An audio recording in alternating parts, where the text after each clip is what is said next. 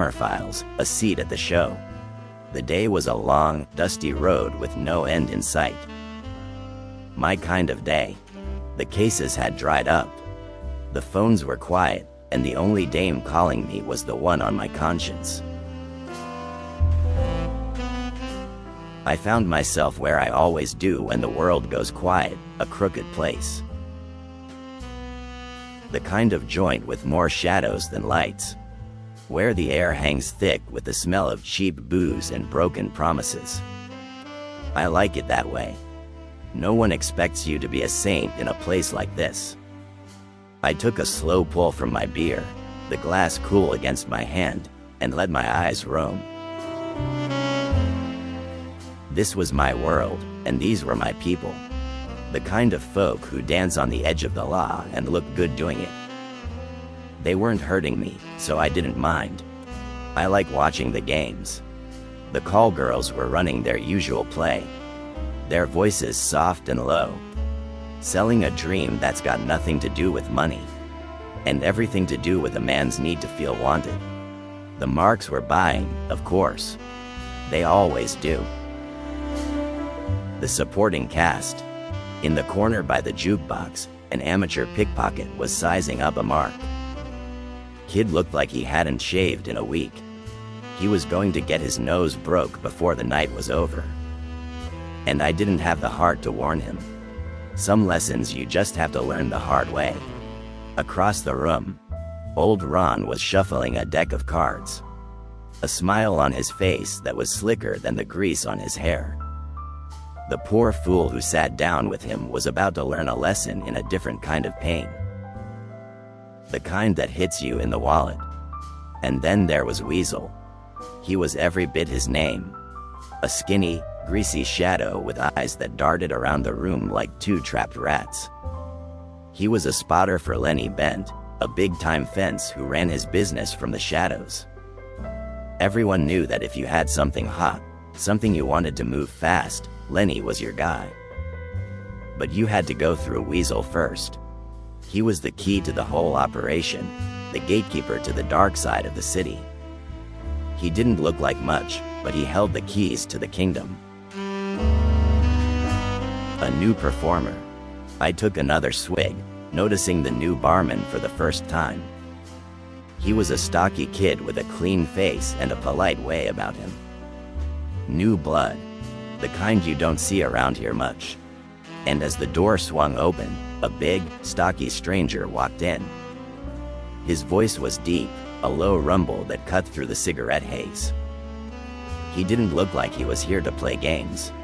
He was big, loud, and brawny. But he had an air of gentleness about him.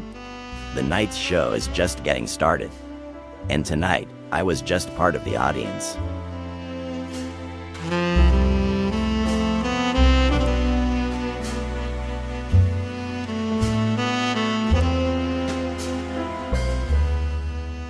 The Traveler's Tale. The big traveler lumbered to the bar, pulled up a stool that groaned under his weight, and ordered a beer. He wasn't subtle, and that was something I could appreciate. He started talking before the barman even had a chance to set the glass down, filling the quiet joint with tales of dusty roads and far-off cities. He spoke of Istanbul, a city of a million secrets, and Budapest, a puzzle box wrapped in old stone. He wove stories of hot winds in Darjeeling and the humid, electric buzz of Bangkok at night. The crimson glint. As he spoke, he gestured with big, sweeping hands, and a crimson flash from the ring on his finger cut through the smoky air. It caught the low light from the single bulb and painted the walls and faces of the patrons in streaks of blood red. It was a hell of a rock. A big, beautiful red diamond set on a thick, half-inch wide gold band. The glare was blinding for a second, a punch of color in a world of gray. The big stranger talked on, a river of words that didn't seem to have a dam in sight. He looked like a Brutus, and that's what I'd call him. He had the build of a man who could knock a bull over. But his eyes had the faraway look of a traveler. A man who'd seen things you only read about in books. A sailor, a merchant, He was something out of his element here, and that was a dangerous kind of curiosity. Weasel makes a move, but I wasn't the only one watching. Across the room, Weasel, the spotter, had caught the glint. His eyes, already darting, fixed on the ring, a moth to a flame. He moved like a shadow, slick and fast, making his way toward the bar. He slid up next to Brutus and gave him his best crooked smile. "You tell some interesting tales," Weasel said, his voice as smooth as a polished stone. "Mind if I join you?" The big man, still lost in his own story, turned and looked at Weasel, his face a sudden portrait of a man coming out of a dream. "Please do," Brutus rumbled, and the two of them sat there, the big man's stories filling the air as Weasel's greedy eyes never left the diamond. The show was just getting started, and this act promised to be a real headliner.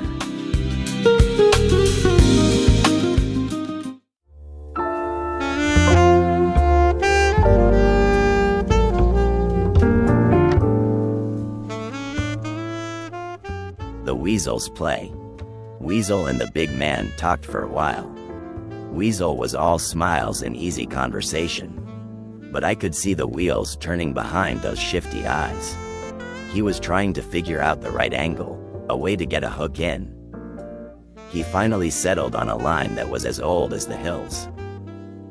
"You know," Weasel said, his voice a low purr. "That's a hell of a piece of jewelry. I've never seen anything like it." Brutus took a slow sip of his beer and nodded.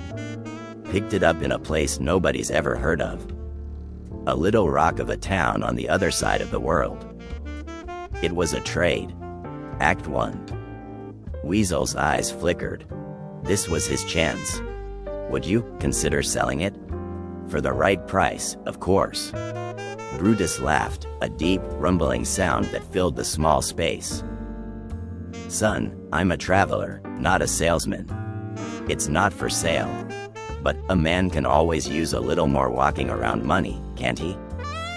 If you could put a proper sum of cash in my hand, I suppose I could be convinced." I watched Weasel's face. The smile didn't reach his eyes. He knew he had a live one on the line. He excused himself, his nervous energy a stark contrast to Brutus's easy calm. He went to the payphone and made a quick call. He wasn't talking, just listening. He ended the call and stood by the door, waiting, his eyes darting back and forth between Brutus, who was still rambling about his travels, and the parking lot. Act 2. Weasel's back straightened as he saw what he was waiting for. The shimmering silver limo of Lenny bent the fence.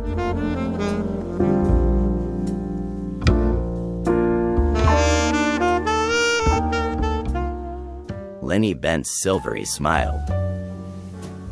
Lenny Bent came through the door. The sight of him was enough to tell you he was a man of power. He had 2 suited thugs with him, one on each arm, a walking, talking advertisement for his business. The guy on the right held a small black satchel, a silent promise of what was to come. Weasel greeted him like a child greeting his grandfather, all respectful grins and soft murmurs.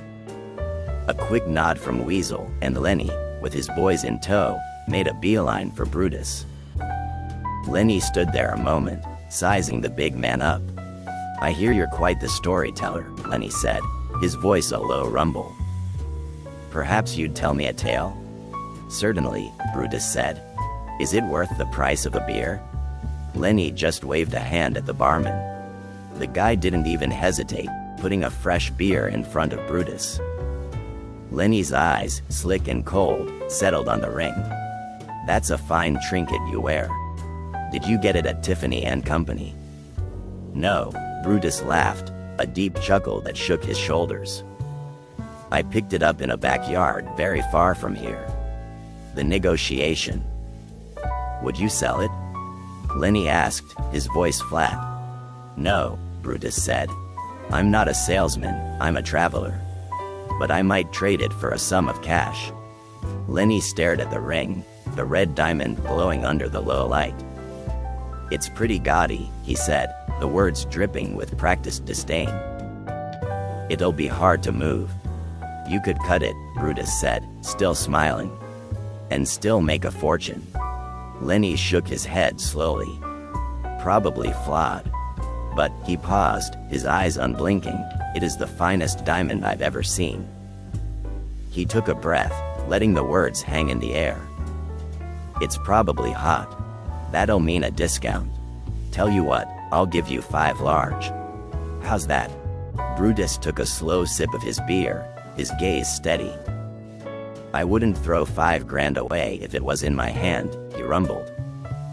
"But I wouldn't bend over to pick it up if it was lying on the floor." Lenny's expression didn't change. He nodded to the thug with the satchel. "I could double the price," he said, the words soft, but with the finality of a closing coffin. "But that's as high as I'll go." "That's fine," the big man said, a smile finally showing on his face. "Put your money on the bar, and we'll count." Lenny nodded to the thug, and from the satchel a pack of money wrapped in Lenny's signature brown paper was placed on the bar. "Now the ring," Lenny says.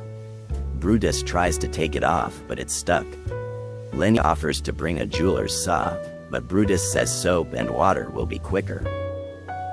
After a few moments, the ring comes off and Brutus holds his hand in the air, exclaiming, "Look." It even left an indentation in my finger to remember it by. The 3 men stare at his hand while the barman wiped the dripping water from the bar. The big man lays the ring on the bar and says, "Now we count."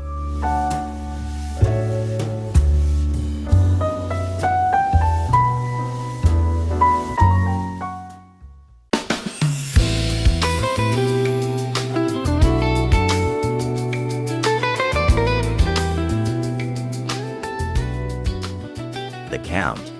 Now we count," said the big man, and Lenny opened his package wrapped in his signature brown paper.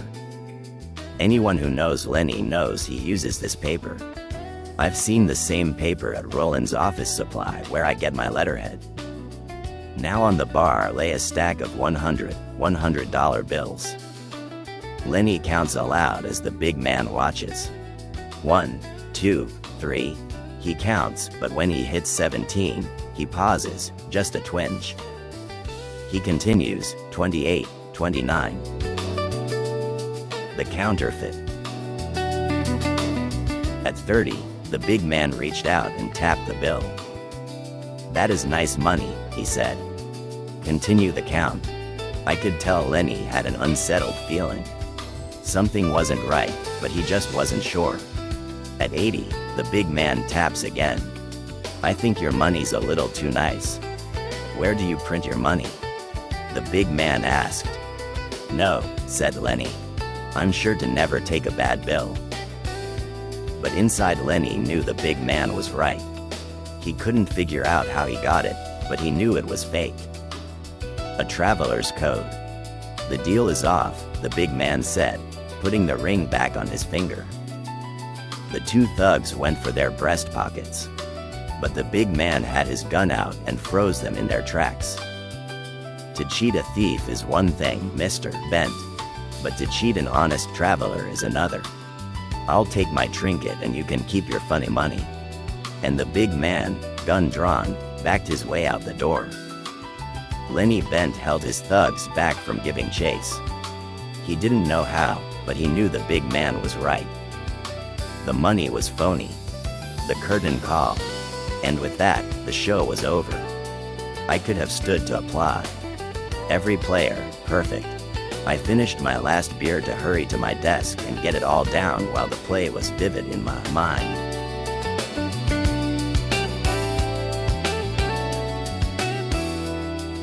I did a brisk 2-block walk from the lounge to my office, to get the details down before even a single one could disappear in a fog.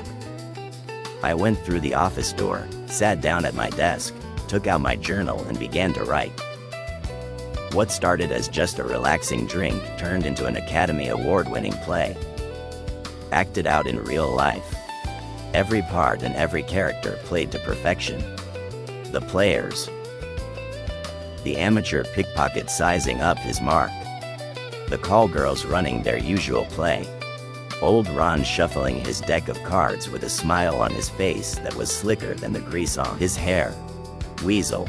Every bit his name, a skinny, greasy shadow, Lenny Bent and his two henchmen, the big man Brutus. But the star of the show, the barman. After all, whoever notices a barman while he's just tending his bar? The script. The script I couldn't have written better myself, and I've seen a lot of cons. Brutus and the barman moved through their roles with practiced precision. The big man's banter and the barman's busyness behind the bar. The bowl of soap and water to loosen the ring. A chef's kiss on the perfect con. The pair moved like poetry in motion. The big man held his hand in the air, exclaiming, "Look." It even left an indentation in my finger to remember it by. To hold everyone's attention, while the barman wiped the dripping water from the bar, making the package swap beneath his bar rack. The review. Somewhere soon the big man and the barman will be splitting up their 10 grand prize, for a night of work and a lifetime of planning. Lenny the crook got taken at his own game. I put my feet up on my desk and stared at the twinkling city lights outside my office window. Sometimes I thought, justice serves itself. And sometimes this city ain't so bad. In fact, it's the greatest show on earth.